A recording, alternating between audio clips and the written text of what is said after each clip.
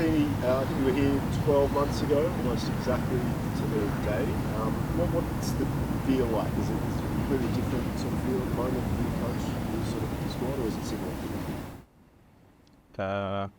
It's a bit of a different feeling because that was my first ever camp.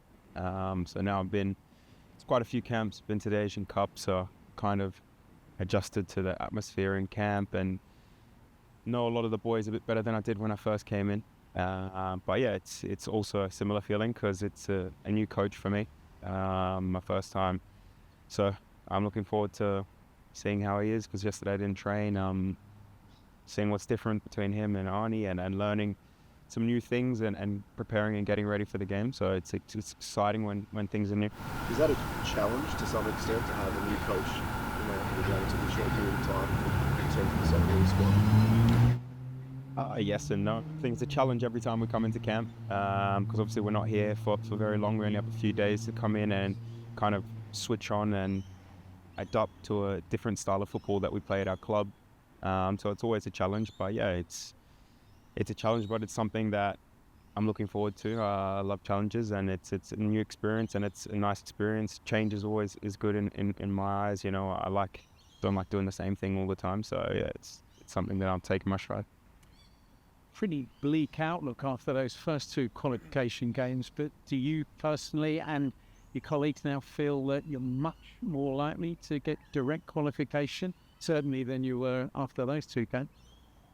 I think we never lost belief. It was just one or two games, and there's a lot more games to come, and there's a lot more points that we can pick up. And despite the results not going the best for us in the first two games, we as a squad we always had belief, and we know the quality that we have in the squad, and that there's a lot more games, and we'll be able to win those games. And if we win those games, then we'll get direct qualification.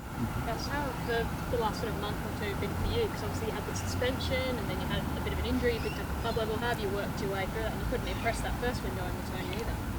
Yeah, it was a bit of a challenging period for me, of course. I came into last camp having not played much football due to an injury at the start of the season, and then to come into that game and then get a red card and then go back to Portsmouth and get injured again was a bit of a difficult time. So I just put my head down and worked on my rehab and tried to get my body in the right place, and then get back playing games at Portsmouth and doing well. And then I knew if I was playing well, I would get selected. And so now, I'm in a lot better place than I was coming into the previous camp. I played a lot more games, and my body feels good, and my mind is clear, and I'm looking forward to these games and to do well and to help win points and help qualification.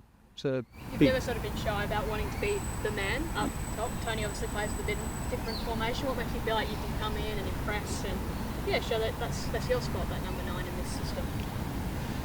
For me, it doesn't really matter who the coach is. I have a lot of belief in myself as a player, and I'm looking forward to training today and showing what I can do in training and showing to Tony that I'm capable of starting for his team. And if he picks me to start, then I'll go and give my best and try help the team by scoring goals and pressing and working hard. And if I'm on the bench, then I'll do the same when I come on. And if I'm not in the squad, I'll be there to support the boys. So regardless of whether I'm starting off the bench or if I'm not in the squad, I'm just here to help the team and help the country qualify for the next World Cup. A big win for Pompey at the weekend. How have you found the adjustment between League One and the Championship? Is it a huge gap, do you find? For me, honestly, I haven't found much of a gap at all. I wasn't really involved too much at the start of the season, but in the games that I've played so far, I haven't found much of a difference. The defenders are still a bit dirty off the ball, and I don't really get too many free kicks in my favour. It's a similar kind of thing, but I think it's different from team to team. We played against Sunderland, and I thought they had great quality, and in that game it looked like there was a big jump from League One to Championship. But on the weekend we played Preston, and the week before we played Plymouth, and to be honest, I played teams in the League One that I thought were a lot stronger than them. You expecting a bit of that on Thursday night? Shirt pulling, bit of off the ball argy-bargy behind the ref? Yeah, for sure, but these games are always different. The referees are a bit less lenient, and you have VAR and all sorts of things which we don't have over there in Championship and in League One. So a lot of stuff happens off the ball that probably won't happen in these games that we play here. We see a lot of teams come to Australia in World Cup qualifiers from all over, and they do try and shut the game down, slow it down, stop the flow. Is that, and Bahrain did that very successfully. Are you expecting the same again this Thursday night? I'm not too sure.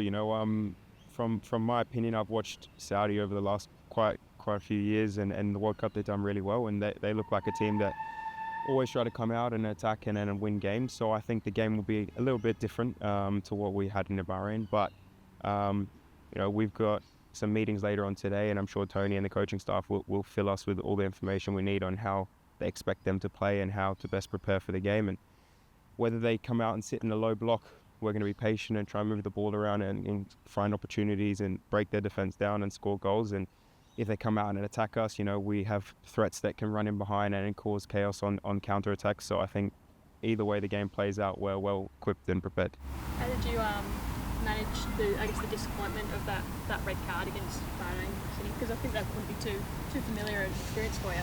Yeah, actually I've had a red card before. It was with the under-23s in the Asian Cup. So yeah, it's not a very familiar experience for me, but it was difficult. It was sad. It was frustrating. Obviously, it was completely accidental. I didn't even see the defender coming in, and I felt like I let the team down in a way, and it was a difficult moment for me. I spoke with Arnie, and he told me that it was best for me to just go home and have some time off before I go back to Portsmouth. So that's what I did. I went back to Adelaide and just spent a few days with my mum and my family, and kept my head on the ground, and then head back to Portsmouth and kind of just got on with my daily routine and my daily schedule, and worked through those hard moments with just consistently working on the things that I know I need to do to get myself back here, and then that's what I did, and here I am.